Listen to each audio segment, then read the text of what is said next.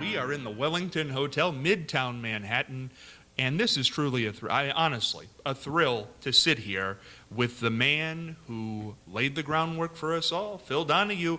No doubt about it. I'm growing up. I'm watching you, Phil, and I just asked you a question. And you turned out anyway, did you? I made it here. I made it here. We were talking about something in the break there that I wanted to continue on with. It's where we left off last hour. 29 years of the Donahue Show. The people you had on. Oprah's got a DVD. Larry King's got a DVD. Where's the Donahue DVD? Well, first things first. I don't own the library.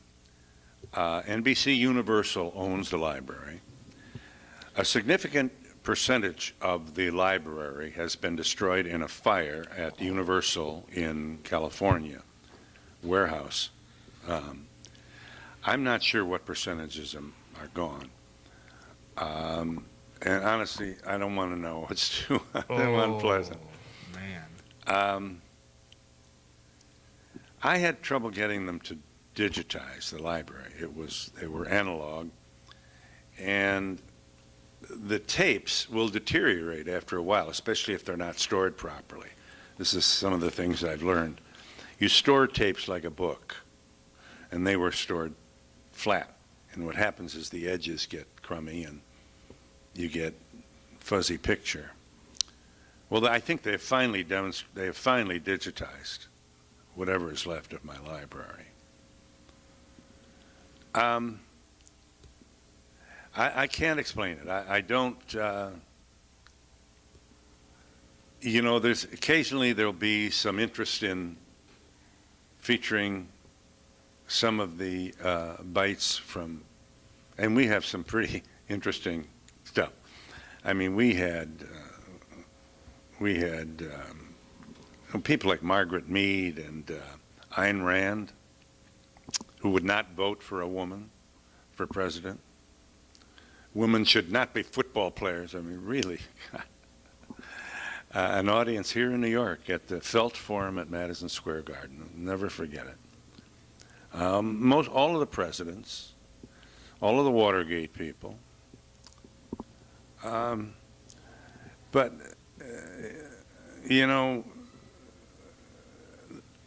I don't want to. I can't go out and knock on the door and with my hat in my hand and say, please look at these tapes. I'm wondering, too, whether my unhappy life at MSNBC could have something to do with this. I guess, like a lot of liberals, I'm thought of as a scold. I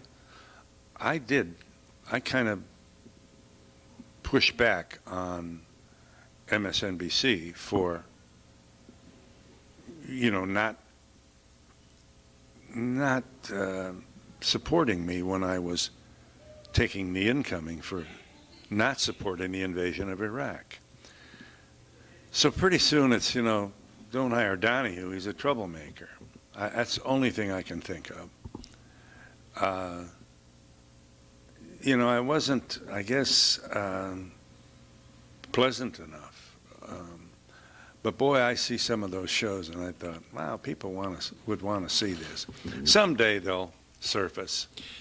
And in the world of YouTube, that people are putting them up. Unfortunately, I don't know what the money issue is there, but they're putting them up, and I see you during the '92 campaign with Ross Perot in an empty studio with Jerry Brown debating Bill Clinton. I see you with Holocaust deniers and your 25th anniversary show, NBC. Yeah. What a fantastic show that was. And here these are just bootlegged on me. It's good that they're there and didn't end up in a fire somewhere, but boy, what great shows. Well, I agree. Yeah. But, you can't stand up and say, show my shows, you look a little like an idiot. And also, I stayed small on the issue with losing my job at MSNBC. How the hell can you stand up and say, they fired me? We got guys coming home in pine boxes. from this war. And Donahue's weeping because he lost his job. Oh, sit down, you know? There's a sensitivity here that, you know, call me anything, don't call me a hypocrite. So that's how I feel about that. I mean, if somebody wants to, the material's available.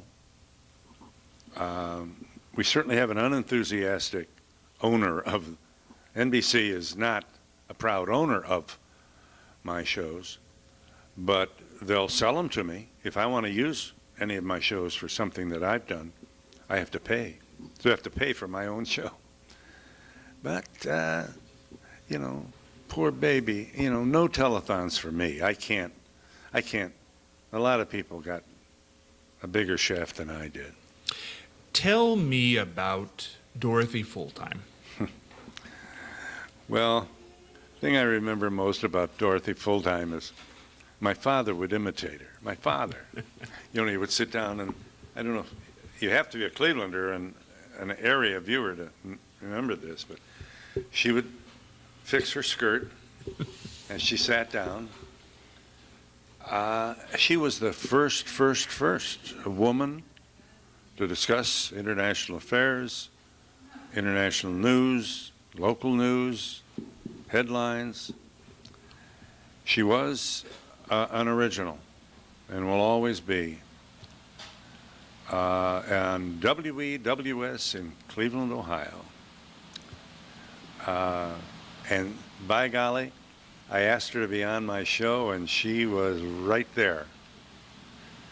And I enjoyed her company. I don't know if that show has survived. Oh, I hope so. I do too. Oh, I do man. too. Dorothy was an original. I agree. I saw a clip of it the other day where you said, I want to ask you about your hair. Because it was red. For people who don't remember Dorothy. I it's said red. that. You said, I want to ask you, because you said, we're all so vain in this world. I think Christine Kraft was the big story at the time. And you said, I want to, and all you got out was, I want to ask you about your hair. And she said, it's dyed. She said, mine is white like yours. I'd recommend a dye. She was very clever. Oh, at 90. Very, at 90 at yeah. the time. Well, how old was she when she died? 96. May she rest. Still worked right up till the end. Want to talk about the franchise man, the king? They just did a movie on him. I saw it. Did a great movie. I thought so too. I loved it. Did the Donahue show and got censored. We're talking about Ray Kroc, by the way.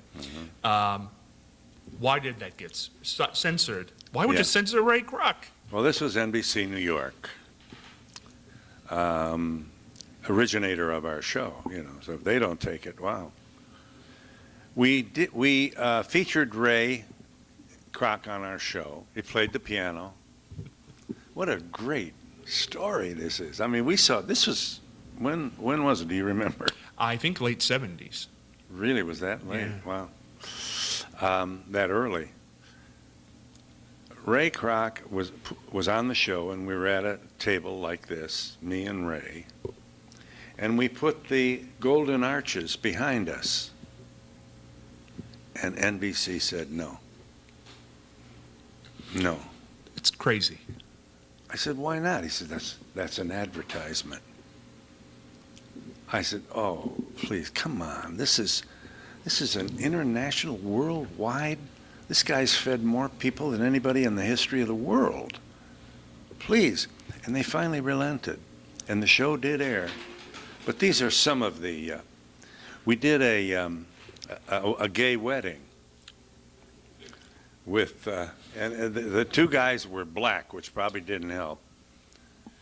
And at the end of the ceremony, they kissed. But they kissed like you kiss your sister. No, I'm not going to air this. This was NBC. So I'm on the phone with the president of NBC, and I say, please, we solved all these problems now. We've already had these wars. Please, this is not a passionate, wet kiss. It's a nice, I love you kiss. And I said, I tell you, I don't want to reveal the president's name at this hour, but I said, the politically active gay community is ready. They're going to picket every NBC affiliate in this nation if you don't let this air. I said, let me call you back. So they let it air. We had a lot of, a station in Arizona, maybe 2 stations, K-Gun and a couple of others, owned by Gene Autry, refused to air a program with Dick Gregory. We have Dick on today. We've never been censored, but I mean, you know, I don't. Yeah. This was, you know, you're talking recent American history, and if you understand that we signed on, and our show went from 1967 to 1996, 29 years. We've waded through a lot of, what do you want to say, old thinking. You know, one of the reasons we survived is because we did things, let's be honest, we did things that nobody else had done at that time. We did the first show on AIDS. I couldn't, you know, autoimmune, I didn't know what I was talking about. We did a show in Chicago with a lawyer by the name of David Goldberger, pretty sure it's Goldberger, who represented the Nazis who were marching in Skokie. And we had, in the audience, we had people with tattoo numbers on their arm. And he gave one of the greatest First Amendment America speeches I've ever heard, under tremendous pressure. I mean, they couldn't understand, these were older Jews, how this nice young man could possibly be defending the people responsible for the Holocaust. Wow, I mean, I've seen a lot of courage, I mean, across my desk, you know, the first gay people. I mean, I hope today's gay community realizes or understands the shoulders they stand on. Because I couldn't get over it. Yes, I am. What's it to you? If you're gay in one of the southern states, you can't fly an airplane. And they would go down the list of, oh wow. I mean, tell you what, I'm a very lucky person to have, you know, to have actually meet these people who left such large footprints on our culture for the good. It's horrible to ask the question, who was your favorite guest, so I won't do that. But did you have a favorite show? I ask that because your shows were so different, some debates in empty studios, things like that. Did you have it, if you had to put a show in the time capsule, which one would you put? Well, as you might know, we did over 5,000 shows, and it is hard to name one. But, you know, I'm certainly proud of, we did a week of shows inside the Ohio State Penitentiary. And the warden says, now, we're not going to move unless somebody puts a shiv in your body. And I said, oh, okay. You know, and I began to think, I have children, why am I doing that? We did a week of shows from the women's prison in Marysville, Ohio. We featured a show with the chairman of the board of General Motors and Ralph Nader. That was something. One of the shows that really does jump out at me, though, Muhammad Ali is in Chicago. He was something. A woman in the front row said, why are you always throwing your blackness at us? Chicagoans have a flat accent. Chicagoans take Pulaski to work. He said, I'm not throwing my blackness at you. Why are you throwing your whiteness at me? He said, I'm not throwing my whiteness at you. He said, take that white Jesus off the wall. I know a lot of black girls are prettier than your Miss America. How come angel food cake is white and devil's food cake is black?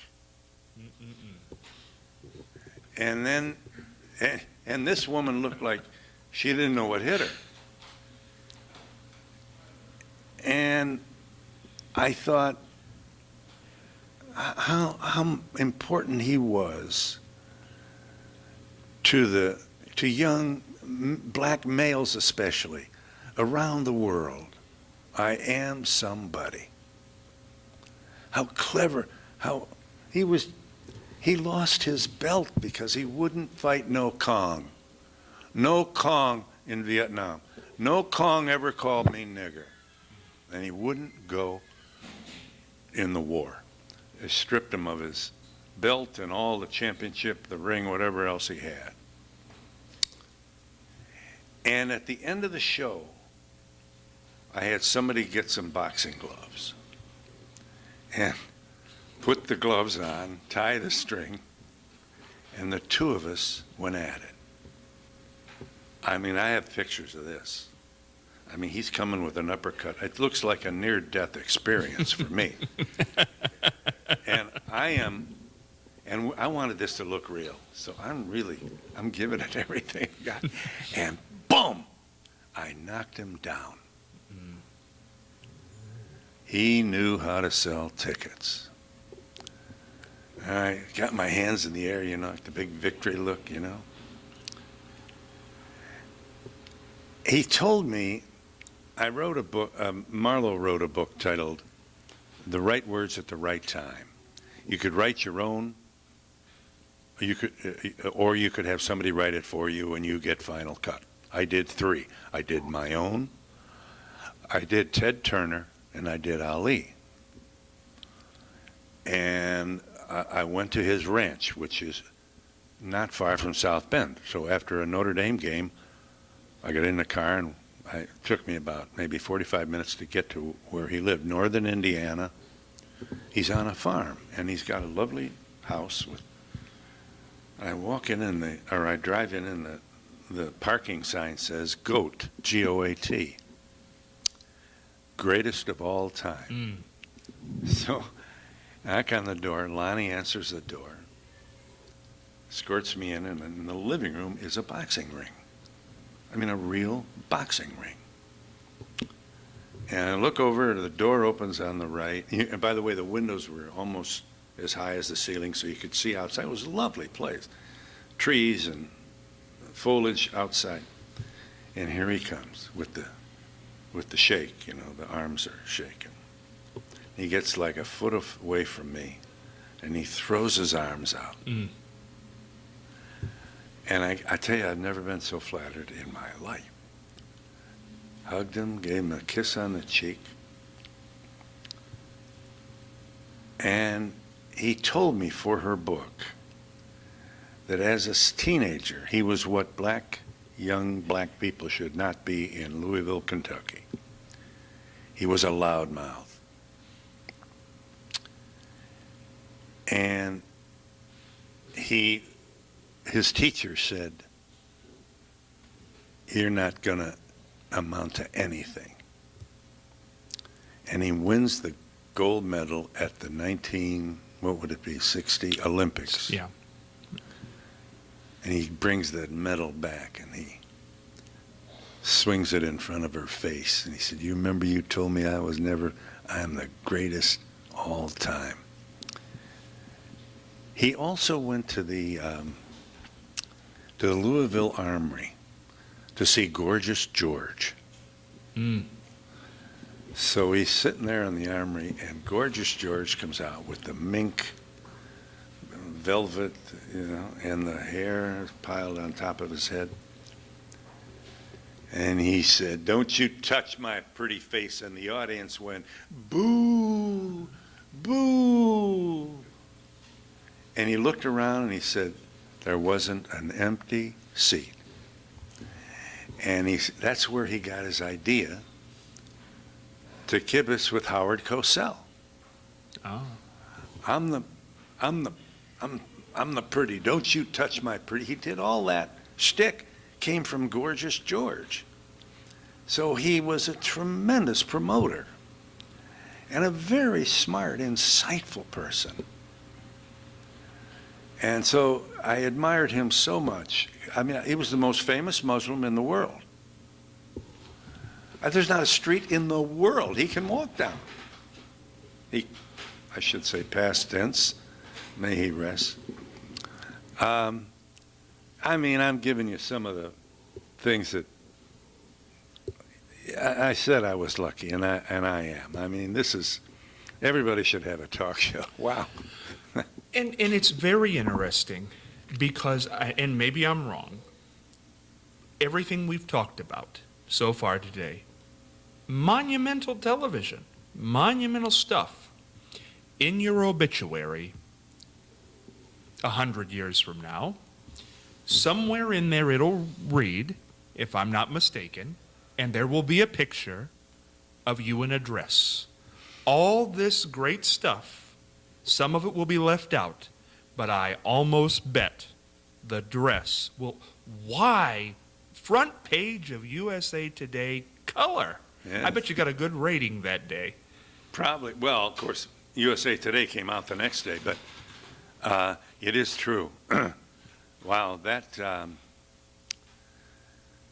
when I speak to a St. Jude Children's Research Hospital crowd with Marlowe, whose father founded this fabulous medical research institute located in Memphis, Tennessee, I'll get up, and this was, of course, when Danny was alive.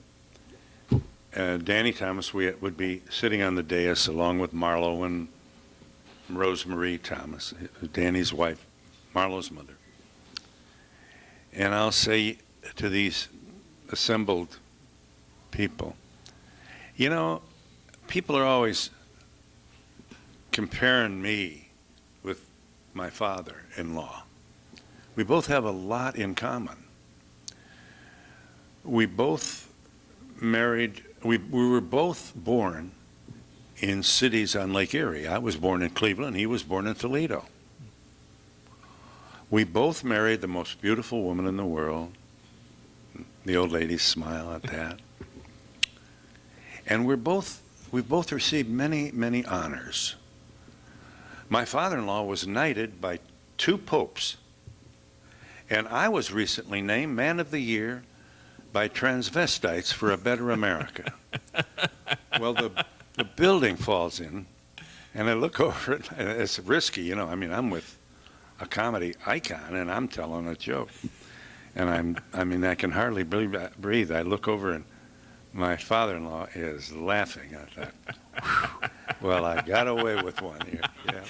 I was thinking the other night when I was watching the 25th. I rewatched the 25th anniversary special. And that clip, boy, it is front and center. And I think about everything that just happened there by osmosis. This woman, this poor older lady just sitting in the audience is on tape forever when you say, you don't like this. And she says, no, you don't look like Phil Donahue. It'll live on forever. It'll live on forever.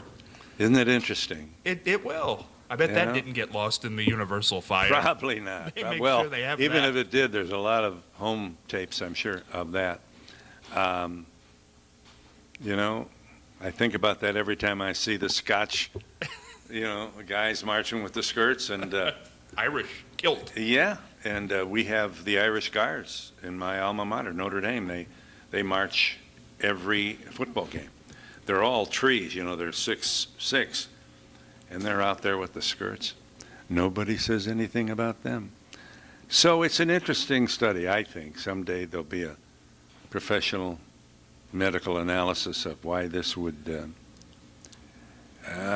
you know, gender and remember when we were boys and girls? Now we're LGBTQRST. I mean, who are we, for God's sake? We're just going to keep going, I guess. Imagine. I mean, this is so interesting to me.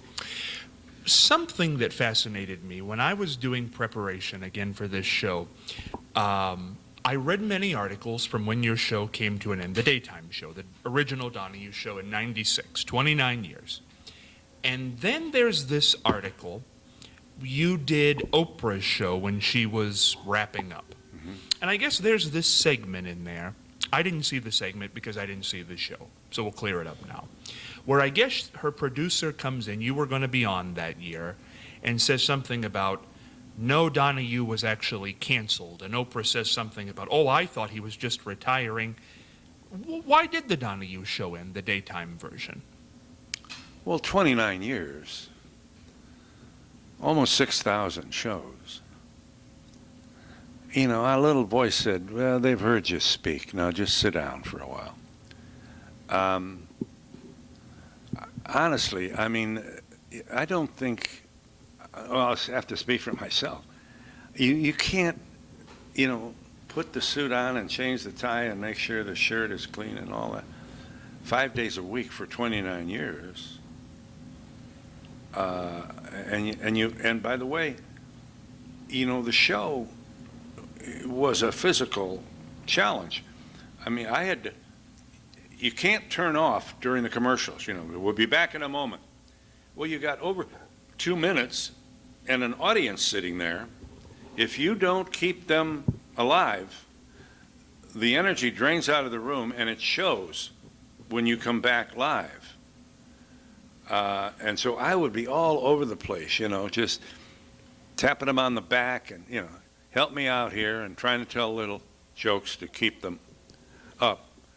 I don't know if you've had this experience, but you can be into a wonderful interview, and the audio guy will say, hold your break, you know, and come in and rearrange the microphone on the guests. You can't get it back. No. It's a different energy. It's a different flow. Everything changes. And so once we started, I wanted to keep going. And I had the same problem with 5 commercial cutaways, each of which is 2 minutes long. And that's essentially tap dancing and letting them know you love them. And please don't fall asleep on me now. We got to keep going. So by the time the show is over, you're exhausted. I mean, I'm not asking for an award for this, because it was fun and it was challenging and it was very exciting to have. I mean, we had some movie stars that I never. Ingrid Bergman. I mean, she was the Blessed Mother to Catholics. I mean, on the screen, she did the Song of Bernadette, did she not? Yes. Yeah. And yeah. You know, she said, you know, she had a baby, a love child. I met her daughter, Isabella, I think it was, not long ago, and I said, your mother's told a story about having a baby, and a priest in Hollywood's tried to encourage her to have an abortion. And the audience went, huh? And she said, I know, but it's true. And it's not in the book, but I'm telling you now, you know, like this.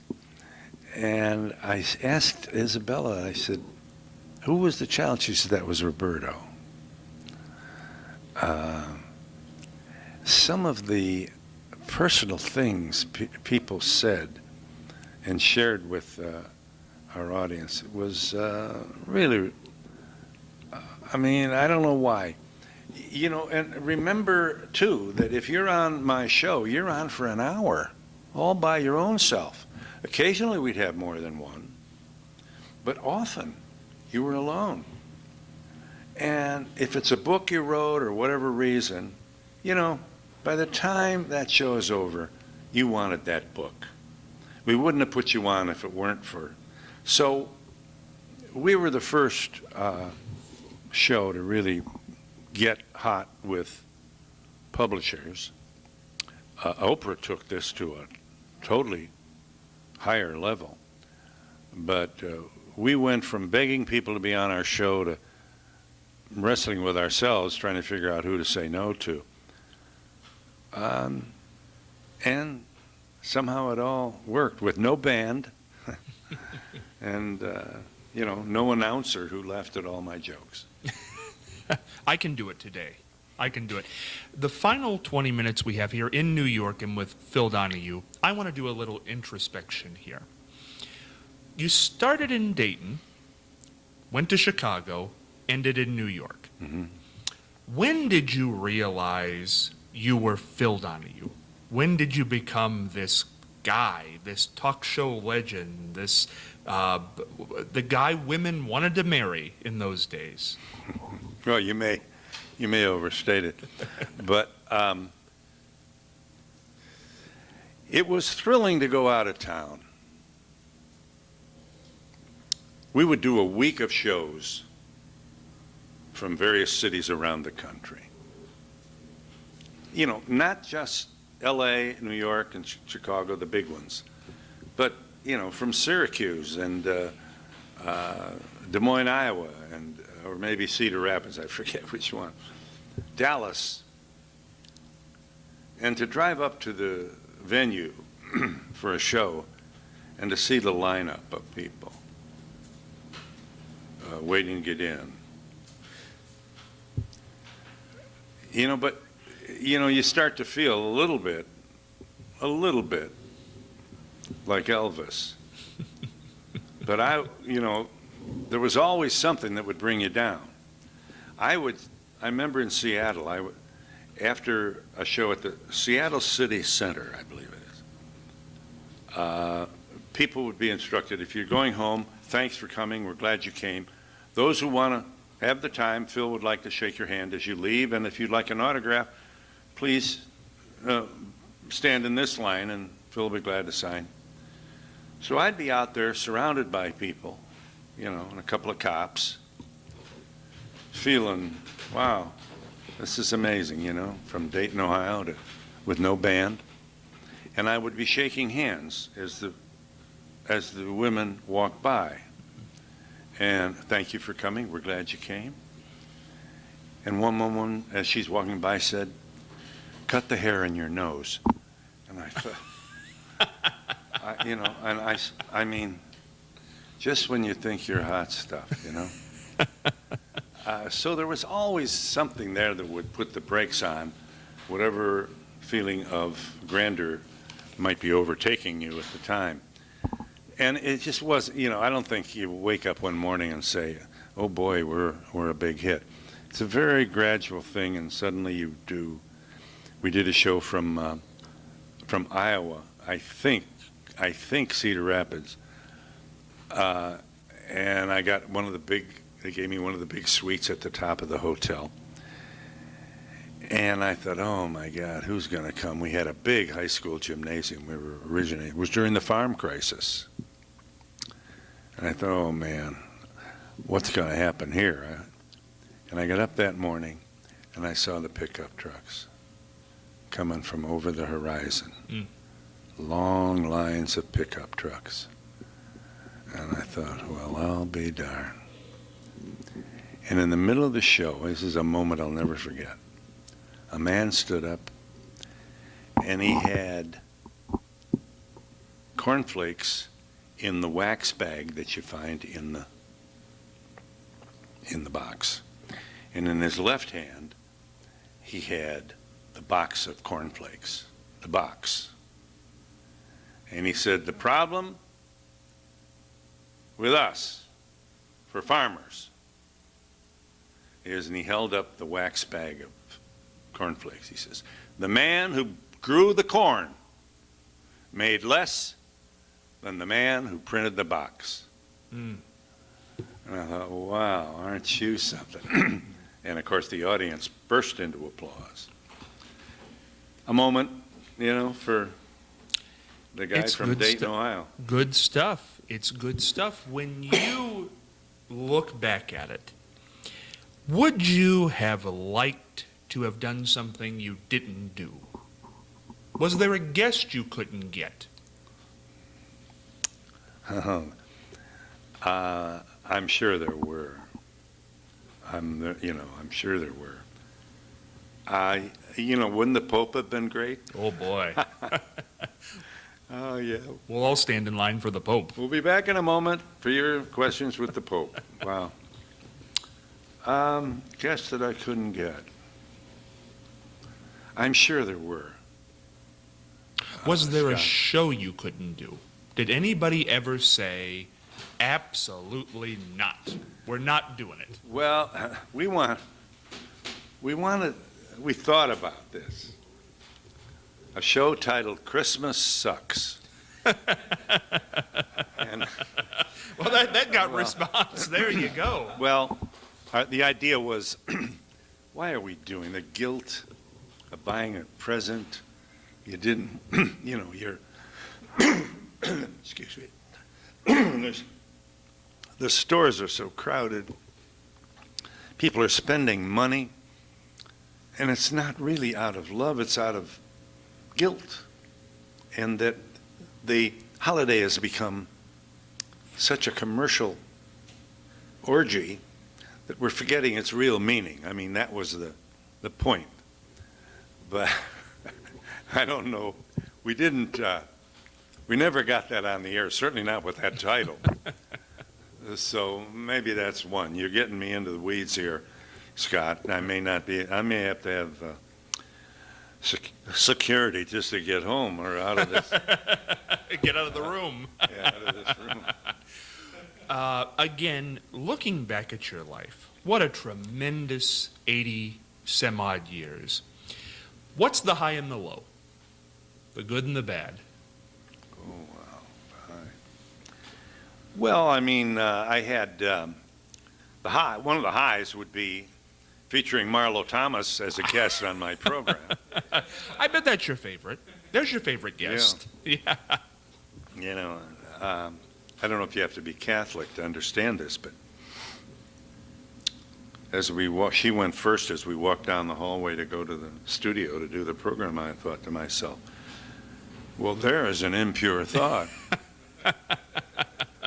And she was a great guest because she was not only a star, she could discuss issues. She's a very strong feminist, politically active, and on the road often with Gloria Steinem and her friends. Low. What is the low? The low. Well, certainly we've had some guests who never showed up. Not often, but it happened. Woo, that's pressure. And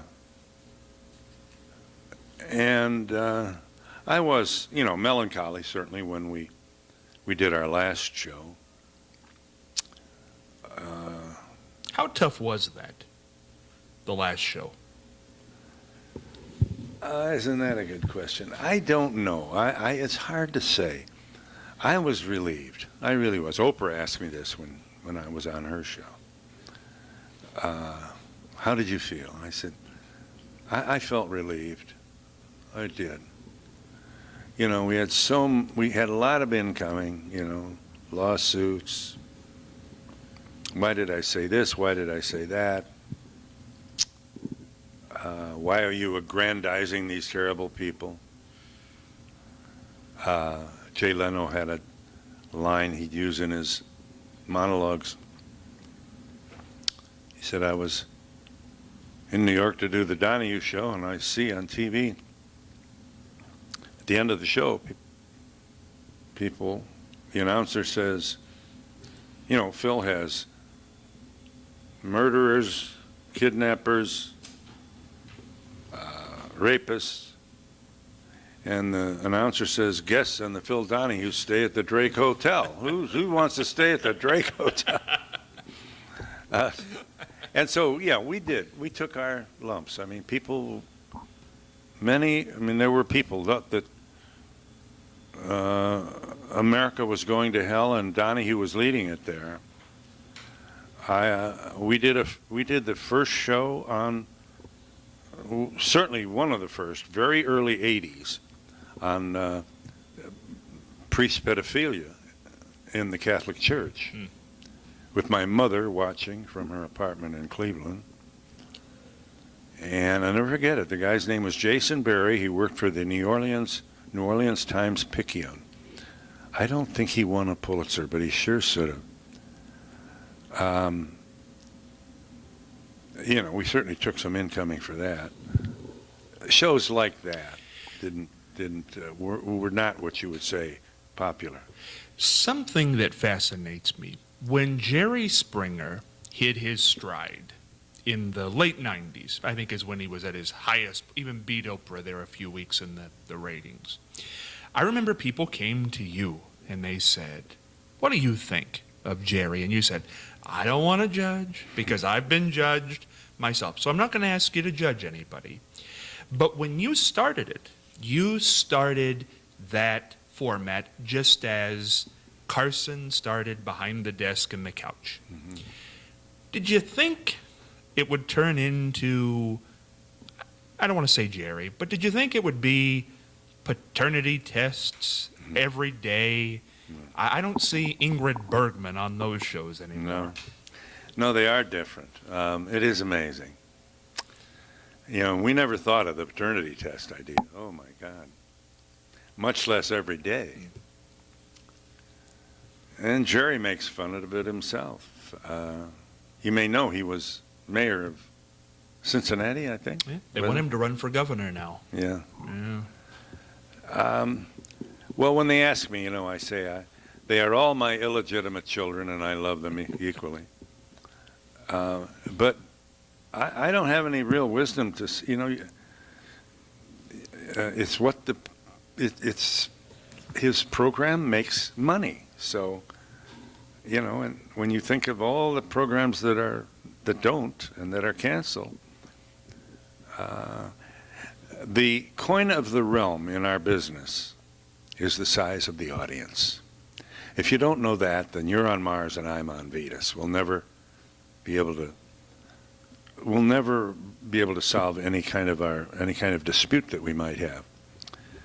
The size of the audience forgives a lot in terms of what gets on the air. It's why if it bleeds, it leads, is the news mantra.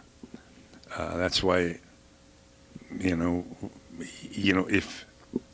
if you cover the tragedy, and the only time that this isn't proper, in my opinion, is war. I think we should see the pain of war, and don't sanitize it.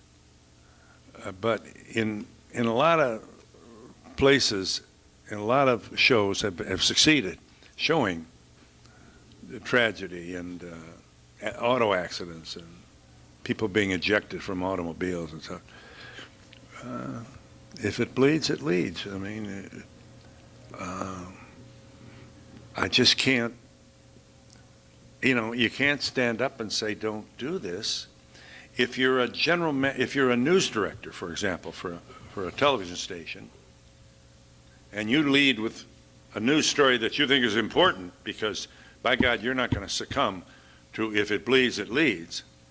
What happens is your competition puts on something that bleeds, and you get clobbered in the ratings. Well, I mean, what are you going to do? If you don't change that, you're going to be parking cars next week. There's going to be no job for you, and you've got a family and a mortgage and so on. So all of that has to be understood. A lot of the problem lies not in our stars, but in ourselves. I think a lot of tabloid success is because that's what the people want to see. I saw a Canadian anchor person a year or so ago at the desk during the newscast, and he said, "When we come back, Romania after Ceausescu." And I thought, you'll never see Anderson Cooper say that. Oh, no, you won't. We really have we care little about beyond our shores. It's it's an unbecoming feature of this country. And unless, unless it's a terrorist attack, we're not interested in the political realities of Romania. And so we'll lead with a local auto accident. 2 wrap-up questions in the 5 minutes we have. The first, good for me. Whether you're Anderson Cooper, or you're Phil Donahue, or you have a Nazi or a celebrity, or you're sitting in a hotel lobby, what makes you good at this job? I'm not sure. I'm telling you honestly. I do think I have a very, I think, an unusually heightened curiosity. I enjoy doing what you did with me here. I enjoy poking around and seeing what I can get. I'm more and more fascinated than I've ever been now in my older years. I was raised, Catholic, and at Our Lady of Angels School in Cleveland's West Side, I'm afraid we weren't encouraged to wonder, Who made me, sister? God made you. Sit down. You weren't, I remember going into the woods and being fascinated by the babbling brook over the stones and the way the sun glanced off the water tops and like diamonds. And you pick up a rock and there's all those little squirrely things and they're alive. And I remember being fascinated by this. And I am awed by the people who followed their nose and went into biology, who went into science. And later in life, I got to interview James Watson, DNA. E.O. Wilson, the entomologist from Harvard. These people set my brain on fire. And it wasn't set on fire early. Your wonder wasn't validated. This is nobody's fault. You got to be careful here criticizing. And I don't mean to, because the women who taught me, they were really, talk about sacrifice. And they did a wonderful job. They went to church after I graduated from grammar school and said, "Dear God, we've done everything we can for little Philly. Now, please watch him now, because he needs your guidance and your help." And it was a wonderful childhood, really, including my education. Do you ever think of an epitaph? Because you're going to be remembered. Yeah. I think on my tombstone it's going to say, "Is the caller there?" and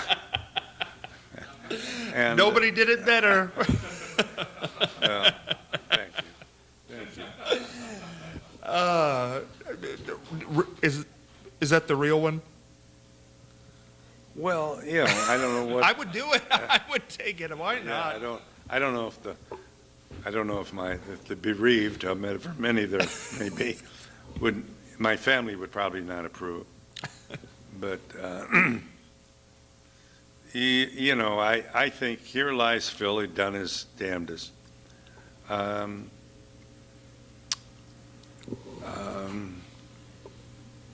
He never stopped asking questions. I still am. When I graduated from Notre Dame, I thought I knew a lot of answers. Now I am turned on by asking the questions, looking for the answers that I never had and didn't even realize I didn't have. Well, I have to say today, as we close out our time here in Midtown, there could not have been, honestly, the other guests are great, and I thank them all for coming on, but you were my Ralph Nader. It took a while. I barraged you with emails and everything else that I could, left phone messages, did everything I could. And to have you here today, you don't have any idea what sitting across from you for 2 hours has done to me psychologically and in my life. You are the gold standard, in my opinion, and I'm not going to stop sending the emails. So maybe we can do a phone interview from time to time. Well, you're very kind, and thank you, Scott. And I don't mean to look like I'm kissing a baby, but you are very good yourself. I will say this about you. You don't float a battleship of words around a rowboat of thought. Oh. And I'm afraid I do that once in a while. I do that usually when I'm least convicted or informed about my answer. The less I know, the more I talk. I think that's a lot of these are some of the things I learned over the years. The slow learner has learned after 5,000 television shows. But everybody should have the break that I had. A lot of breaks. And my hat's off to you. Thank you for your pursuit. I noticed that too.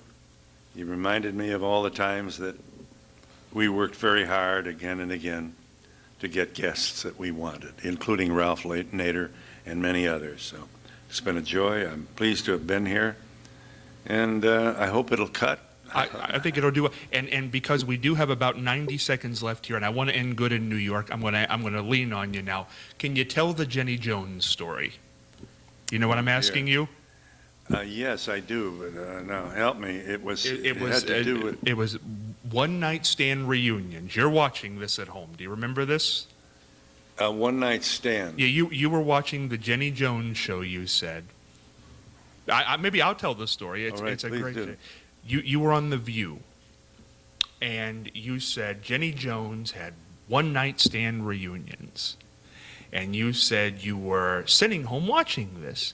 And you said they brought out a beautiful girl, and she looked like Jennifer Aniston, and she came out and she said, "Oh, I met this guy, and we had the greatest night, and he was so charismatic," and the audience is going, "Whoa, whoa," and we went back and we had the greatest night ever, greatest night of my life.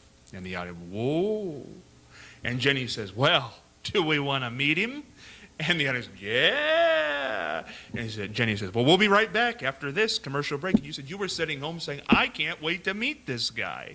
Came back from the break, and the guy said, Jenny said, "Okay, do you want to meet him?" "Yes." And everybody, "Let's bring him out." Comes out, 6'4", beautifully built guy, and black.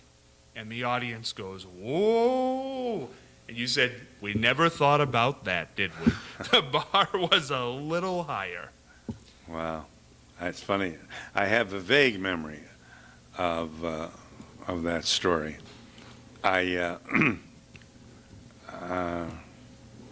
That's interesting that you should recall that. I haven't, that name hasn't come up in a long while. And I guess I was on it. It was The View. Yeah, The View, you told that's just one of those things on YouTube, the power of the internet. Yes, I where say. Phil Donahue lives.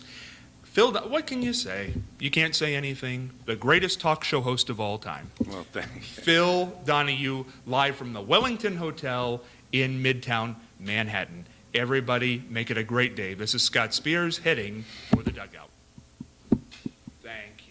Thank you. So much. Well done. Thank you so much. It was a pleasure.